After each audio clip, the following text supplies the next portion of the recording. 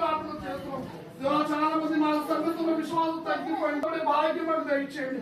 మా సేవకులు చెప్తుంటే రాత్రి ప్రతిరోజు మేము ప్రార్థన చేయాలి, కుటుంబ ఆరాధన జరగాలి. రాత్రి ప్రభావ కుటుంబ ఆరాధన కుటుంబం మేము ప్రార్థన చేయకపోతే మన ఆ విశ్వాసం రాదున్నట్టుగా రాత్రి దేవా ప్రతిరోజు ప్రార్థన చేసే భాగ్యం దయచేయండి.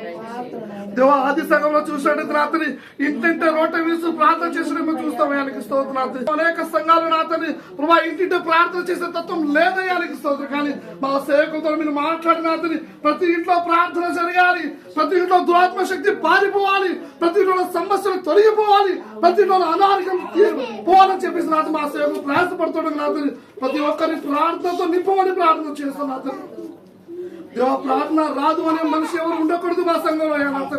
ప్రతి ఒక్కరు నోరు తెలిసి ప్రార్థన చేసే భాగ్యం దయచేయండి. అటువంటి శక్తితో నింపుమని ప్రార్థన చేస్తున్నాడు. సాతాను నాతో కొన్నిసార్లు మా ప్రేరణ చేస్తుంటాడు, నీకు ప్రార్థన చేయడం రాదు కదా, నువ్వు ప్రార్థన చేయ, మాకు నిన్ను చూసి నవ్వుతారేమో, నీ గొంతు చూసి నవ్వుతారేమో అని సాతాను హేళన చేస్తూ ఉంటారు. రాత్రి దేవా మేము సాతాను వైపు చూడకుండా రాత్రి ఉన్న గొంతుతోటే ప్రభా నిన్ను ఆరాధించే భాగ్యం దయచేయండి.